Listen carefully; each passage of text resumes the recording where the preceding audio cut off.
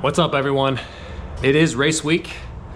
We've got 5 days until the 2K competition, and I have my plan for the week.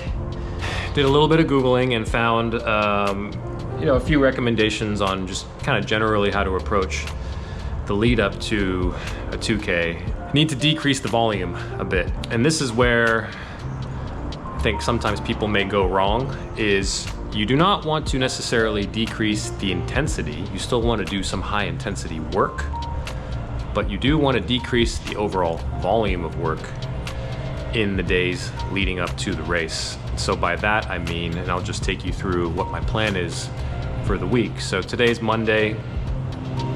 Gosh, I feel like the last 3-4 days I've been out here, there's a leaf blower. Today's Monday. My plan is to do 2 by 10 minutes with 10 minutes rest at roughly my target 6K pace, thereabouts. We'll see how I feel. Tomorrow will be likely a shorter steady state piece. So usually if I'm doing steady state, I'm on the erg for anywhere from 60 to 90 minutes. Tomorrow I'll probably do about 40 minutes. Wednesday, I will do some speed work, 3 2-minute intervals at my target race pace with 4 to 5 minutes rest in between. Thursday will be complete rest day. I found this online, which I really liked actually, as an idea for Friday, so the day before the race, which is do a normal warm-up, 10-15 minutes, easy. And then do a 2,000 meter piece. And by that, I mean really more about visualization, less about intensity, obviously. So set the erg up for 2,000 meters after you're properly warmed up. Do my full race day start, so the first 15 to 20 strokes. But then after that, drop down to very moderate and to low intensity, just paddling. And then when I get through the 1,000 meter mark, which is typically the toughest point of the race, right from the 1,000 meter mark to about 1,500, that third 500, do about 20 strokes hard, visualizing how I'm gonna stay strong through that section of the race. Drop the intensity back down to a paddle, and then somewhere in the last 500, take maybe a hard 10 strokes to simulate the sprint that I'm gonna have, hopefully, towards the end of the race. So all in all, I'm taking about 50 hard strokes, but doing the full 2,000 meters, running through my mental cues, and most importantly, visualizing success on the erg. So that'll be my plan for this week. And then of course, underpinning all of that, it will be making sure I get good sleep this week. So starting last night, made sure to get a full 8 hours. I will continue that this week through the rest of the week.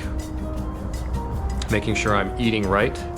Last but not least, and this might be the hardest one actually, de-stressing my week as much as possible. There are all sorts of different sources of stress that we all have, and we each feel individually in different ways. And so trying to de-stress, acknowledging that some things may be out of my control, but trying to be very conscious and deliberate about de-stressing my week as much as possible, because stress obviously has adverse effects on the body. Really trying to put myself in a good headspace heading into Saturday, and just being confident in the training that I've put in. So let's jump into this workout, and I'll see you guys on the other side.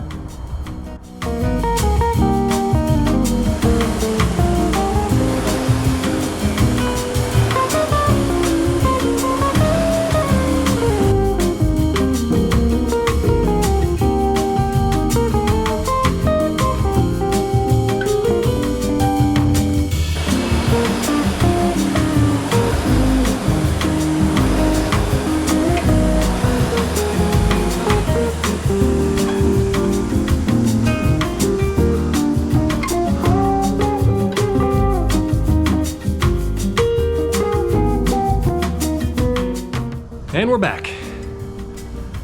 If my shirt is any indication, I think that was a good workout. because I had a little bit of a longer break, I had 10 minutes in between the two pieces. I walked in the house to refill my water bottle, and my mother-in-law is here. And I was already drenched, and she took one look at me and went, "Oh my God." I think maybe I'm just so used to sweating like this, it's no big deal to me, but I guess it's a bit shocking for the average person. So anyways, what's the weather actually supposed to be like on Saturday? Because, oh no. Okay, so it looks like it's gonna be, looks like a decent chance of rain actually from Wednesday and then for the next week after that. So, okay, so good chance there will be rain on race day, which you might be thinking, well, it's indoors, what does rain matter? True, but the warm-up area might be affected. So for those of you who aren't rowers, it might be hard to imagine what an indoor rowing competition looks like, because obviously, typically, rowing is done on the water, in boats. There's I would almost say like a subculture within rowing that is competitive indoor rowing. So yeah, the race will be in the Sacramento State boathouse. If the warm-up area is outside, pretty straightforward. I'll get that done outside, probably start warming up 45 minutes or so before the race. Or maybe half an hour before. But if it's raining and everything has to be done indoors, that might mean that we have actually less time to warm up. So I need to be prepared for a scenario in which I might only have 10 minutes to get warmed up for the race. So I'll have my full warm-up plan, and then I'll have a, less than ideal, but it'll work, condensed warm-up. So I looked at results from the last few years, pre-pandemic, because I think this is actually the first year they've had this since the pandemic. And in my division, so the Masters division, AKA washed up has-beens, there are anywhere from 10 to 20 competitors. So relatively small field, which I actually am looking forward to because it'll feel hopefully a little more intimate, just a little more low-key. Not all the sort of formality or ceremony, if you want to call it that, of some of the bigger indoor competitions. Once this competition comes and goes, I'll have to figure out some new goals to keep me motivated. Seeing where my fitness is at now makes me think there are some goals, there are a couple goals in particular that may be reachable that I didn't think were a few months back. So I might push towards a couple more milestones. Expect to see a few more guests, some more Learn to Row content. I will likely start actually using the gym that you always see in the background in my videos. Don't expect to see any bro lifting or ego lifting on this channel. You won't find it here. This is all about, yes, how to get stronger and in better shape, but equally important, how to stay injury-free and really, play the long game.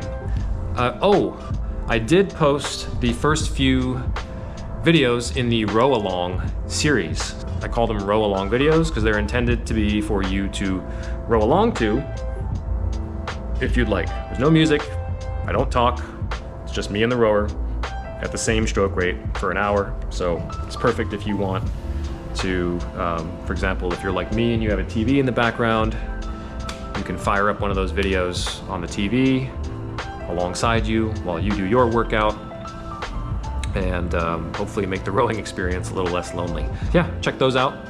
Thank you all for the continued support. I will likely drop another video before race day, but until then, take care of yourselves, keep chasing. Peace.